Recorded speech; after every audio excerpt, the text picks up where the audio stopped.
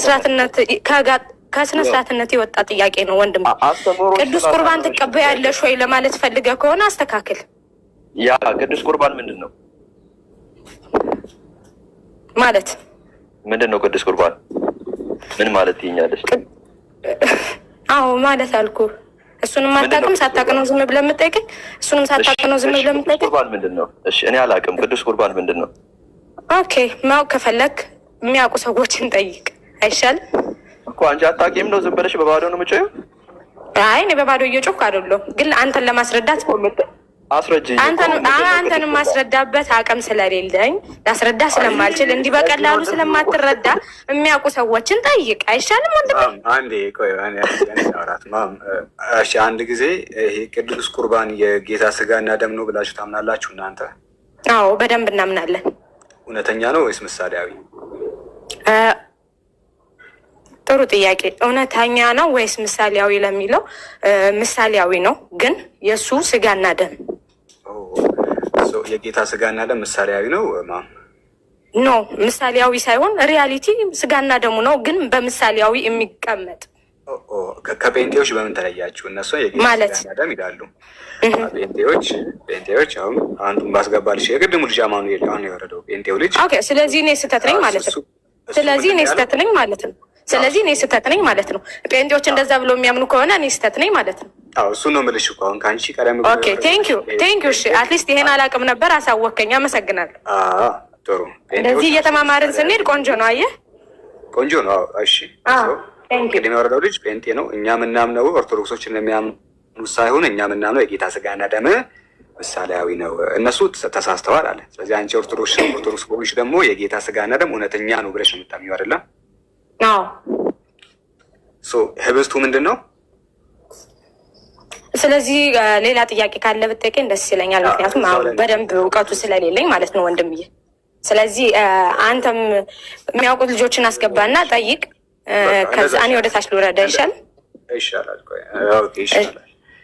እንደዛ ይሻላል። ካላወቅሽ ታች ሁኚ እና የሚያውቁ ልጆች ካሉ ይመልሳሉ። የጌታ ስጋና ደም ጴንጤዎች ምሳሌ ናቸው ይላሉ ከሉተራኖቹ በስተቀር። ኦርቶዶክሳውያኑ ደግሞ እውነተኛ ነው ይላሉ። እውነተኛ ህብስቱ የኢየሱስ ስጋ ነው ወይም ደግሞ የኢየሱስ ደም ነው። ስለዚህ እሑድ ሄደን ኢየሱስን በልተን ነው የምንመለሰው ነው የሚሉት። በዚህ ዙሪያ የሚቀጥል ክርስቲያን ካለ አናስ አስገብተህ መቀጠል ትችላለህ። ያ የንጉስ ልጅ አለ ሎድ እያደረገ ስለሆነ ሎድ ሲያደርግ ተናግሯል። አይ ቲንክ የንጉስ ልጅ አለ እዚህ ይሰማል አይደል? ሰላም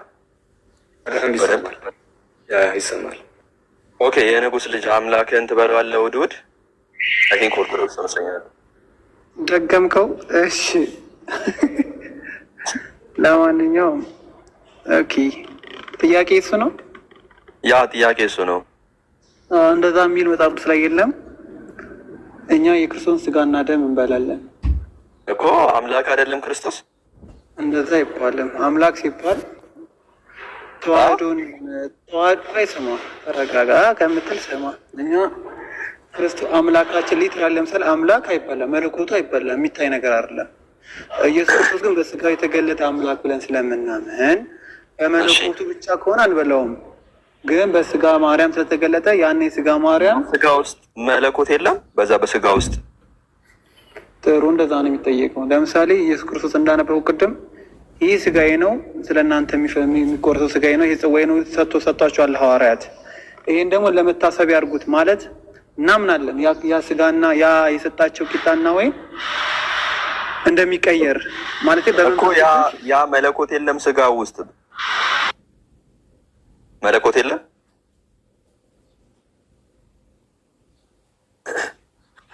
የተዋህደው ስጋ በሚል አለ። ስለዚህ ያ መለኮት የተዋህደውን ስጋ ትበላዋለህ እሑድ? ጥሩ። ይሄ ለአዲስ ኪዳን የሚፈስ ደም ነው የተናገረን። ግን ትበላዋለህ አትበላውም ነው አንተ? መለኮት የተዋህደውን ስጋ ትበላለህ ያልከኝ? ያ ነው መለኮት ሲጀመር እኮ ስጋና ደም የለውም እኮ። ስለዚህ በምትበላው ስጋና ወይን ላይ መለኮት የለበትም? እንደዛ አይደለም። ይሄ ለንካል ነገር እሱ እንዴት በመንፈሳዊ አሰራር ነው ይሄ ነገር እንትን የሚገለጸው ማለት ነው። ለምሳሌ በመንፈሳዊ አሰራር ይገለጽ። የኔ ጥያቄ ግን እሱ አይደለም። የኔ ጥያቄ ምንድነው? የክርስቶስን ስጋና ደም ትበሏለህ ወይ ነው የኔ ጥያቄ እኮ። በተዋህዶ እንበለዋለን ነው። ስለዚህ በተዋህዶ የክርስቶስን ስጋና ደም ትበሉ። ክርስቶስ አምላክ ነው አይደለ? ያ አምላክ ነው በተዋህዶ ማለት ነው።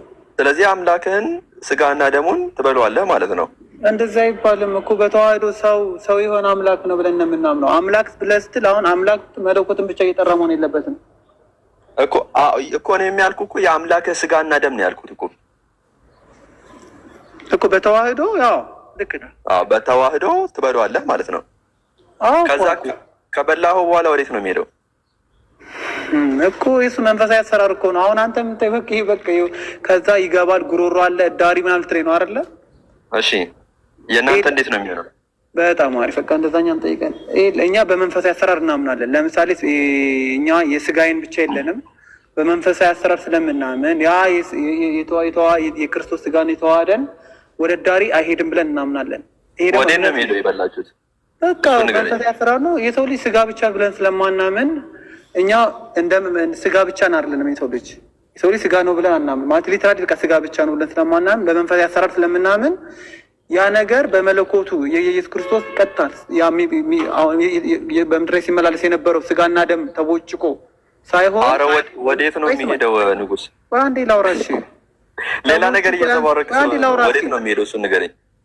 ስማኝ እሺ። ቆይ ላውራ እኮ ያ የክርስቶስ ስጋና ደም ተቆርሶ ያ በምድር ላይ ሲመላለስ የነበረው ስጋና ደም ለዓለም ይካፈላል ሳይሆን በመንፈሳዊ አሰራር ያ ቂጣ ያ ወይን የክርስቶስ ስጋና ደም ይሆናል ብለን እናምናለን። ይሄ ደግሞ መንፈሳዊ አሰራር ይፈልጋል። ይሄን ደግሞ መንፈሳዊ አሰራር እንዴት ልግለጽ? ገብቶኛል። በመንፈስ ቅዱስ አማካኝነት ቄሱ በሚጸልይበት ሰዓት ወደ ምን ይቀየራል? ወደ ኢየሱስ ክርስቶስ ስጋና ደም ይቀየራል አልከኝ። ይሆናል። ኦኬ። ያ የሆነውና ከበላችሁት በኋላ ምንድን ነው የሚሆነው? ወዴት ነው የምትሄደው? ወዴት ነው የሚሄደው ነው? ወደ መንፈሳችን ወደ እኛ መንፈሳችን ወደ ስጋ። ስለዚህ ከእናንተ ጋር ነው ማለት ነው እናንተ ውስጥ የሚኖረው። ከመንፈሳችን ጋር መንፈስ ከስጋችን ሊትራሊ ስጋ ብቻ አትመልከት። ስለዚህ የአምላክ መለኮት ይሄ ስጋ የተዋህደው መለኮት እናንተ ውስጥ ከኖረ እናንተ ራሱ መለኮት ተዋህዳችኋል ማለት ነው አይደለም? እኛ ክርስቶስን ወደ መምሰል እግዚአብሔር ወደ መምሰል ነው እድገታችን እኮ መለኮት ተዋህዷችኋል ማለት ነው እኮ። ካልቆይ ድንገርህ መለኮት ከተዋህደ ለምንድን ነው እርስ በእርስ የማትመላለኩት? አንተ ለምን አምላክ አትሆንም? ሌላኛው ክርስቲያን ለምን አምላክ አይሆንም? ቆይ እስኪ ስማ። አይደለም መጽሐፍ ቅዱስ ላይ እግዚአብሔርን ወደ መምሰል፣ ጽድቁን ወደ መምሰል፣ ቅድስናውን ወደ መምሰል ነው የምንሄደው። ስጋና ደሙን ስንበላ አሁን ዝም ብለህ መደዴ ወሬ ከምታወራ ትክክለኛ ወሬ ብናወራ የተሻለ ነገር ነው። ትክክለኛ ወሬ ነው እያወራን ያለ ነው። ፖይንቱ ምንድን ነው? ቆይ አንዴ አዳምጠኝ። ምን አልከኝ ቅድም? አይ ስጋው እኛ ውስጥ ነው የሚኖረው አልከኝ። ኦኬ አንተን ተዋህዶ የሚኖር ከሆነ ስጋና ደግሞ ማለት ነው ከአንተ ጋር ክርስቶስን ከክርስቶስ አንድነት ህብረት እንዲኖረን ለምን የአጋንንት ህብረት ስለነበረ ለምን የጥፋት ልጆች ስለነበረ ያ የኔ ጥያቄ አይደለም። ኧረ በቃ እኛ ስጋና ደሙን ለምንወስድበት ምክንያት ልንገር እኮ ነው። አንደኛ የመጀመሪያው ምክንያቱን አውቀዋለሁ። ምክንያቱ የኔ ጥያቄ አይደለም። ሁለተኛ ደግሞ የዘላለም ህይወት ለማግኘት ነው። ሶስተኛ ደግሞ በቃ የዘላለም ህይወት እንድታገኝ ኃጢአታችሁ እንዲሰረይላችሁ ብዙን ምክንያት አለ። ምክንያቱ ጉዳይ አይደለም። የጠየቁት ጥያቄ ያ የበላው ስጋ ወዴት ነው የሚሄደው አልኩ። ወንድሜ ወደ ቶሌት ይሄዳል። የት ይሄዳል? ፈልገህ ነው። ወደ የት ይሄዳል? ወደ ቶሌት አይሄድም። እሱ ወዴት ለመሄድ ነው የምፈልገህ? እሱ ያንተ ብልግና ወሬ ነው። እንደዛ ብላና ብልግና አይደለም። ለምን አንተ ትክክል አትመልስም ወይ? ሰው ብቻ ስለሆንክ ነው አንተ እኮ። እኛ ሰው እንካ ልንገር፣ አንተ ሰው አይደለም እንዴ? አንተ ሰው አይደለም እንዴ? አንተ ሰው አይደለም እኮ። እኔ ሰው ብቻ አይደለም። ምግብ ከበላና ወደ የት ትሄዳለህ? ቆይ ወንድሜ፣ እኔ በመንፈስ ያሰራር ማለት ሰው ነኝ። እኔ ያናድድ ስራ አጣሁና ኦኬ ስማ፣ እኔን አንተን ምግብ ከበላና ወደ የት ይሄዳል? ይህ ምግብ የተበላ ከተቃጸለ ወደ የት ይሄዳል? በቃ እኛን ስጋዬን ብቻ አይደል መንፈሳዊን አለን። መንፈሳዊ ስራ እናምናለን። ስለ ምግብ የበላን ወደ የት ሄዳል ነው የኔ ጥያቄ። ምግብ ሌላ ሰማይ ምግብ ሌላ፣ ይሄ ደግሞ መንፈሳዊ አሰራር ሌላ። አሰማም እንደምልህን እምነት እኮ ነው። እሺ ስለ ምግብ እናውራ። አሁን ስለ ምግብ እናውራ። ቆይ ስለ ምግብ እናውራለን። ለምን ስለ ስጋው ደግሞ እናውራ? ስጋው ደግሞ ጠጣ እኮ አንተ ስጋውና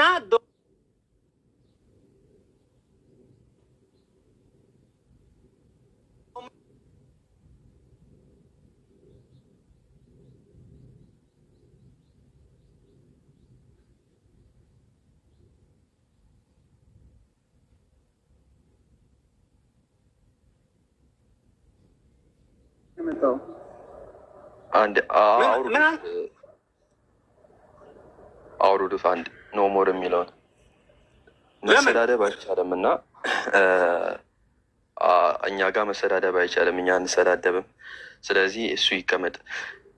ኦኬ የንጉስ ልጅ ጥያቄን እንዳለ ሆኖ እሺ፣ አሁን ለምሳሌ አሁን አንድ አባት ቅድም ጠቅሼው ነበር እና አባቱ አንድ ሰው ቅዱስ ቁርባንን ከተቀበለ ማለትም አምላኩን ከበላና ከጠጣ በኋላ ስጋና ደሙን ከጠጣና ከበላ በኋላ ማለት ነው አስታወቀ እና ሆዱን አንገሽግሾት አስታወቀ። አባቱ ግን ያንን ያስታወቀውን እንዴት አምላክን ያስታውካል ብሎ አንስቶ በሉት። ይህንን እንዴት ነው አንተ ትቀበለዋለህ? ታደርገዋለህ? አንተ ብትሆን ምን አንድ ሰው ቅዱስ ቁርባን ከወሰደ በኋላ አምላኩን ከበላና ከጠጣ በኋላ ስጋና ደሙን ማለት ነው ሆዱን ምንድን ነው ሆዱን ትንሽ አመመውና አስታወቀ። ከዛ ያን ያስታወቀው አምላክን እንዴት ያስታውካል ብሎ እነዚህ ቅዱስ አባት ሄዶ ያንን ስጋና ደሙን ያስታወቀውን ማለት ነው ይበሉታል። አንተ ትበለዋለህ? እንደዚህ አባት እሱ ውሸት ነው። እሱ ውሸት ነው። እሱን አንተ ውሸት ሊሆን ይችላል። መጀመሪያ ስለ ስጋው ቆይ የኔ ውሸት ነው። አይ ስለ ስጋውና ደግሞ መረት አለብህ። እኛ የዘላለም ሕይወት ለምናቀስና ለማግኘት ነው ስጋው ደግሞ የምንቀበለው የክርስቶስ ስጋና ደም እንቀበላል። ዋሽታል ስላልከኝ እስቲ አንድ እንስማው። ዋሽታል ስላልከኝ እዚህ ጋር ያለውን ዲያቆን እንስማው። ታውቀዋለህ አይደል? ይሄን ዲያቆን እስኪ ቀጥል፣ ክፈተው እስኪ። ታውቀዋለህ አይደል? አውቀዋለሁ። እሺ መምህር ነው አይደለ? የቤተ ክርስቲያን ኧረ ክፈተው። እሺ እናዳምጥ። ደግሞ በጣም ነው የሚገርመው ከሰውነታቸው የጌታችን የቅዱስ ስጋውን የክቡር ደሙን ሳያስገቡ ሳይቀበሉ ማለት ነው። ነገር ግን የተቀበሉ ሰዎችን ይሸኙ ነበር እና አንድ አባት ነበሩ። አንድ ሰው ቅዱስ ስጋውን ክቡር ደሙን ከተቀበለ በኋላ ሰውነቱን አወከው ወይንም ደግሞ ሆዱን ታወከና ወዲያውኑ ሰውነቱ ውስጥ ስለታወከ አስመለሰው። እየሰማችሁ ነው? አስመለሰው እና እኚህ አባት ያ ቅዱስ ቁርባን የተቀበለ ሰው እንደሆነ ሲያውቁ ያስመለሰውን መልሰው እሳቸው በሉት። እንዴት የአምላክ ስጋና ደም መሬት ይነካል ብለው ማለት ነው። ኦዛ አነስ ሰከንድ አነስ ነው ያሸው ዲያቆን ነው ያሸው። ይሄ እኮ ምንም እኮ ይሄ ተራ ሰው የሚመልሰው እኮ ነው። በእናትህ ይሄ እኮ ቀላል ነገር እኮ ምን ተራ ሰው ይመልሰው። ግን ከዛ በፊት ዋሽታል ውሸት ነው አልከኝ። ማን ነው ያሸው? ዲያቆኑ ነው? እኔ ነኝ ዋሸሁት? ይሄ እኮ ምናልባት የሆነ ቤተክርስቲያን የሆነ አጋጠመኝ። ይሄ እኮ ስለ ትምህርት ስለ ሃይማኖት አስተምር ጠይቀኝ እንጂ ይሄ እኮ የሆነ አጋጣሚ እኮ ነው። ማንም ይቅርታ ግን ማለት ነው። ይቅርታ ከጅማሬው ጀምርልን። ምናልባት የኛ ላይሆንም ይችላል እኮ። አይ በቃ የራሳቸው አባት ነው። ወደፊት እኔ ጋር ያለው ይሄ ነው። ቆይ ከጀምሮ ያለው ይሄ ነው እና ችግር የለውም።